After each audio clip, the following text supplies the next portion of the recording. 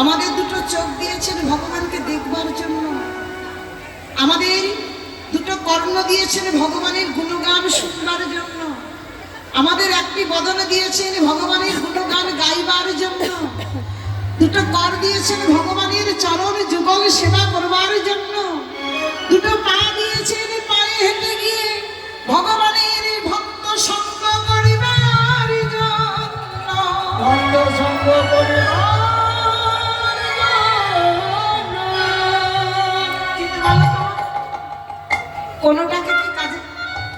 কোনোটাকে কি কাজে লাগাতে পারলাম? কখনো কি নয়নকে ডেকে বলেছি, ওরে নয়ন পেয়েছিস জনম, প্রাণ ভরে আমার গোবিন্দের বদন দেখে নে? কখনো কি বদনকে বলেছি, ওরে বদন পেয়েছিস জনম, প্রাণ ভরে আমার রাধা গোবিন্দের গুণগান গেয়ে নে? কখনো কি বন্য যুগল পেয়েছিস জনম, প্রাণ ভরে রাধা গোবিন্দের গুণগান শুনে নে? কখনো কি বলেছি, ওরে পেয়েছিস জনমে পায়ে হেঁটে ভক্ত সঙ্গ করে নে? কখনো কি বলেছি, ওরে আর যুগল এমন জনমে যখন পেয়েছিস রাধা মাধবের সেবা করে নে? পারিনি, পারিনি। সংসারের জন্য এত কিছু করতে পারি, ছেলে মেয়ের জন্য করতে পারি, বন্ধু বান্ধব আত্মীয় স্বজনের জন্য করতে পারি, কিন্তু ভগবানের জন্য করবার সময় আমাদের হয় না। আমরা কেমন জানো, এই সংসারে আমরা হচ্ছে মোমবাতির সময়। মোমবাতি যেন মোমবাতি যখন জ্বলে, লক্ষ্য করে দেখবে সেই মোমবাতির আলোতে অন্ধকার দূর হয়ে যায়, সেখানে অন্ধকার থাকে না। কিন্তু মোমবাতি কখনো খেয়াল করে দেখে না যে আমার আলোতে অন্ধকার দূর হয়েছে ঠিকই, কিন্তু আমার তলাটা বড় অন্ধকার হয়ে আছে। আমার আমাকে আলো দেখাবে, আমাকে পথ দেখাবে কে? আমার সন্তান চালিয়ে দেবে, তাই না? আমি না খুঁজে সে মানুষ। তাই আমরা সংসারের জীব, মায়ামুক্ত জীব। কৃষ্ণের শক্তির থেকে মায়া শক্তি অনেক বড়। আমরা ছাড়তে চাইলেও মায়া আমাদেরকে ছাড়ে না, এমন করে আঁকড়ে ধরে থাকে, যাবো বললেও ছেড়ে যেতে পারি না। তাই কৃষ্ণের শক্তির থেকে মায়া শক্তি অনেক প্রবল। প্রশ্ন আসতে পারে, মা তাহলে কি মায়ার কবল থেকে আমাদের রেহাই নাই? এই মায়ার কবল থেকে কি আমাদের উদ্ধার নাই? আছে, আছে গো, আছে। শাস্ত্রে কলম দিয়ে বলে গেলেন, তাতে কৃষ্ণ ভজে করে গুরুর সেবন, গুরুর সেবন, মায়া জালে ছুটে যাই, পায় আমার গোবিন্দ চরণ, গোবিন্দ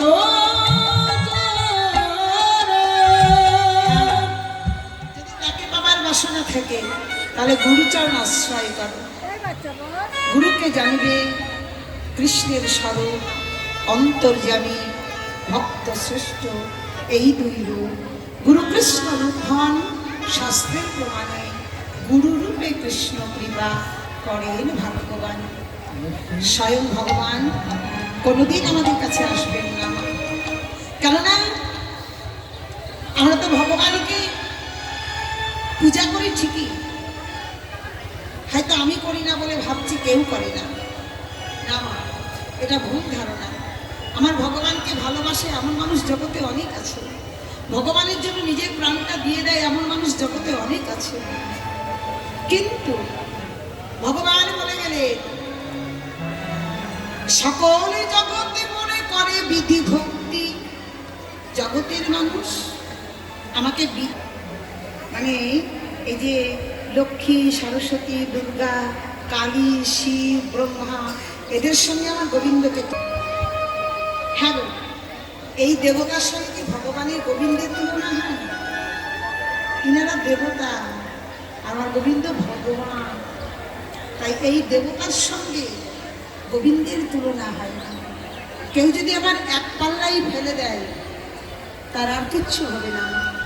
কেননা আমার গোবিন্দ হচ্ছেন গাছের মূল, একটি বৃক্ষের মূল হচ্ছে আমার গোবিন্দ। মূলে যদি জল ঢালা যায়, শাখা প্রশাখায় জল ঢালবার তার কোনো প্রয়োজন হয় না। এমনি আমার গোবিন্দের চরণকে যদি আশ্রয় করা যায়, ওই দেবদেবীর ভজনা করা কোনো প্রয়োজন নাই, কোনো প্রয়োজন নাই। যদি তার নিষ্ঠা এক জায়গায় থাকে, সে যদি আমার গোবিন্দকে ছাড়া কিছু না জানে, তার আর কাউকে ভজতে হবে না। আমার গোবিন্দকে ভজলেই সে পার হয়ে যাবে। কেননা দেবতাগণও বাসনা করে গোবিন্দের চরণ পাবার জন্য, গোবিন্দকে ভজবার জন্য তাদের মনেও বাসনা জাগে। আর সেই গোবিন্দ ছেড়ে দিয়ে যদি আমরা দেবদেবী নিয়ে পড়ে থাকি, তাহলে তার কি হবে? তাই বললেন, সকলে জগতে মোরে করে বিধি ভক্তি,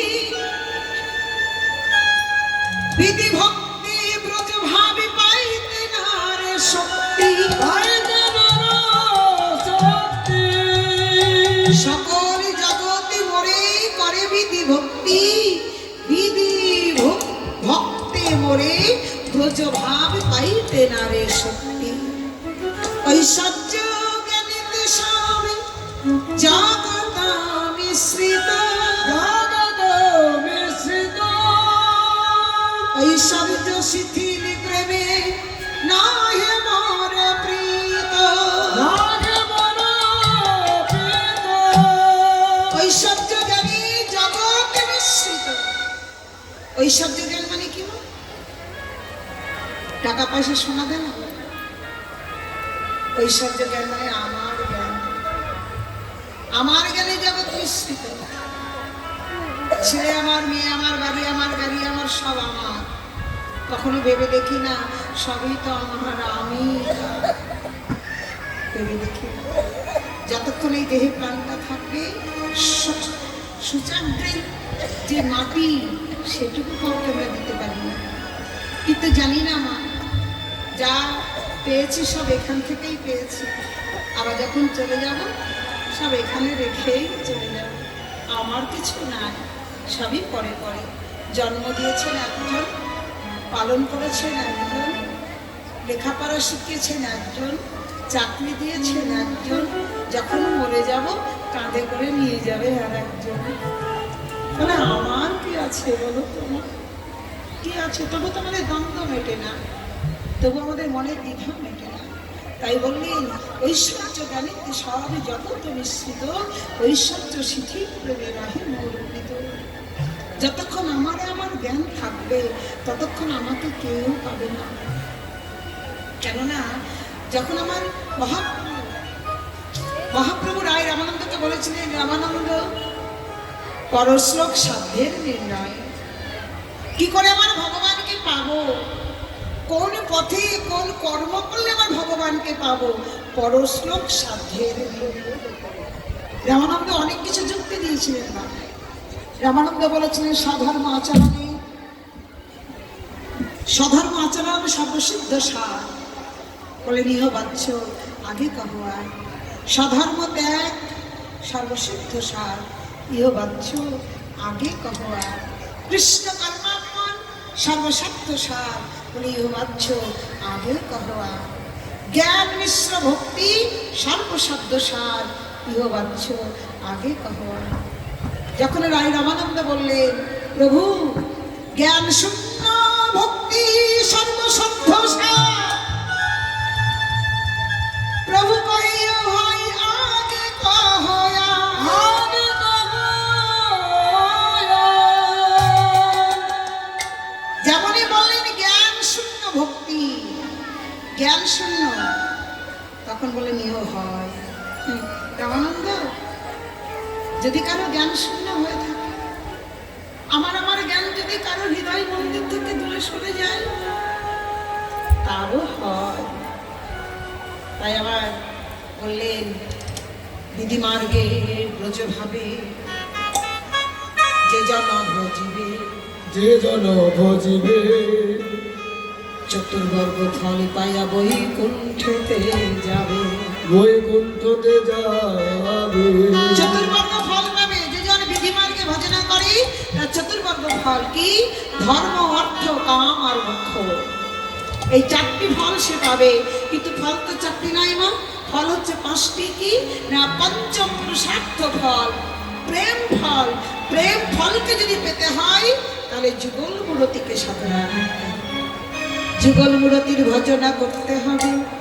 যদি কেউ যুগল মূরতি ভজনা করতে পারে তার পঞ্চম পুরুষার্থ ফল প্রাপ্তি হবে। তখন কি হবে? না তার ব্রজে বাস হয়ে যাবে। তাই বলছে তুলসী, তুলসীর সঙ্গে মধুর মধুর কৃষ্ণ কথাই মাত্র হলো। তুলসী, তুলসী তুই তো সব জানিস, আমার কি ব্যাপার, আমি কেমন করে থাকি, তোর অজানা তো কিছু নাই তুলসী, তুই তো সব জানিস। তাই তোকে বলি একবার জানা বনে মাঝে গিয়ে দেখ না বধূ আমার কেমন আছে। তুলসী আমার মনে হচ্ছে বধূই আমার ভালো নাই রে। ও তুলসী বধূ যদি আমার ভালো থাকবে, বলে কেন আমার প্রাণ কাঁদিবে, ভালো কেন আমার প্রাণ কাঁদে, কেন আমার প্রাণ কাঁদবে। আমার বধূ যদি ভালোই থাকবে, বলে কেন আমার প্রাণ কাঁদিবে। আমার বধূ যদি ভালো থাকবে, তাহলে কেন আমার প্রাণ কাঁদবে। তুলসী আমার বধূ ভালো নাই রে তুলসী, তুই যা গিয়ে দেখে আয় বধূ আমার কেমন আছে। ও তুলসী আমার বধূর কাছে যাবি? হ্যাঁ, যখন তখন যাস না। কখন যাবি জানিস তুলসী? সময় বুঝিয়া সরসা হইয়া, সময় বুঝে সরস হইয়া, সময় বুঝিয়া সরসা হইয়া মিলবি নগর কার চতুর নিকটে কহিবা কপটে রাখবি সময় বুঝিয়া সরস হইয়া মিলবি না বলো, চতুর নিকটে কইবা কপটে রাখবি আপন একেবারে যা তুলসী দেখে আয় না,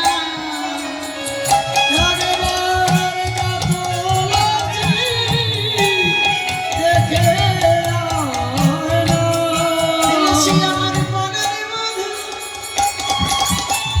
মনের মধু কেমন আছে।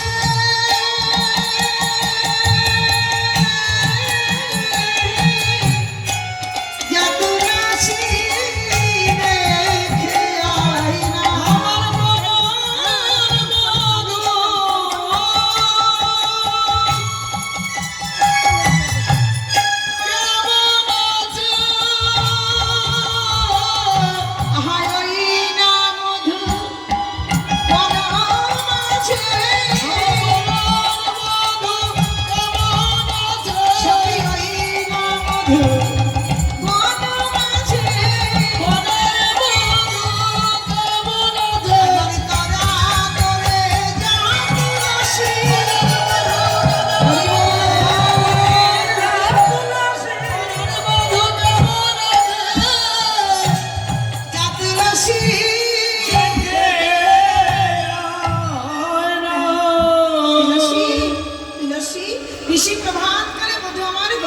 গেল, কিন্তু এমনই কপাল আমার, এমনই বাদিনীর ঘরে বাস আমার, প্রাণ ভরে আমি কৃষ্ণ বদনকে দেখতে পেলাম না। ও তুলসী, যা তাড়াতাড়ি যা। তবে শোন, আমার বধূর কাছে যাবি, যা, যেন নারীর মান খোয়াবি না। কিরে, নারীর মান কখন যায়? ও মায়েরা, নারীর মান কখন যায় জানো? এই যে দেখো না, মেয়েদের মধ্যে ছেলেরা বসে আছে, মান চলে গেছে। এতগুলো ছেলে আমি একা মেয়ে, মান চলে গেছে?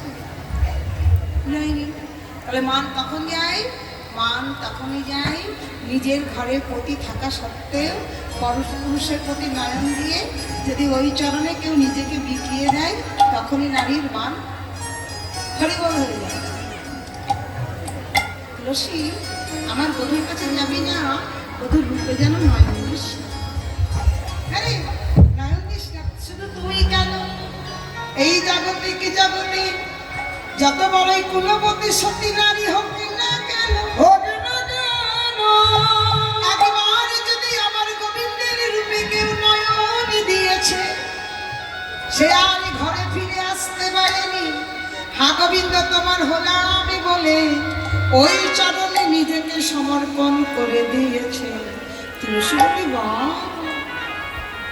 ওরা কৃষ্ণ চরণ পাওয়ার জন্য কত যোগী ঋষি মুনি জ্ঞানী যুগ যুগ ধরে সাধনা করে, তবু আমার কৃষ্ণের চরণ পাই না। সেই কৃষ্ণ রূপে নয়ন দিয়ে যদি আমি চরণ পেয়েই যাই, আমার মতো ভাগ্যবতী আর কে আছে? রাইধনী বলে, তুলসী, কখনো ভেবে দেখেছিস, আজকে ভেবে দেখেছিস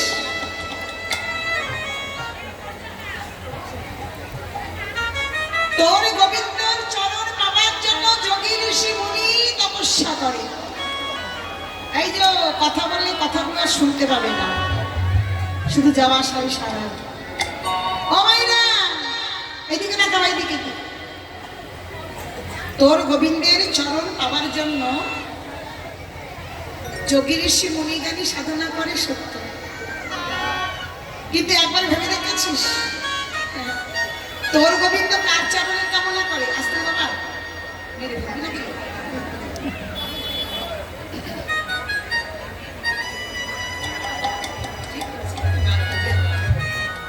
তোর গোবিন্দ কার চরণে বাসনা করে? ও তুলসী, হ্যাঁ, তোর গোবিন্দের চরণে জগৎ বাসনা করে, কিন্তু তোর গোবিন্দ আমার চরণের কামনা করে। তাই বলি তুলসী, আমার বধূর কাছে যাবি, বধূর রূপে নয়ন দিবি, বধূর একা চরণ পাবি। কিন্তু আমাকে সঙ্গে করে নিয়ে গিয়ে যদি আমার বধূর বামে দাঁড় করিয়ে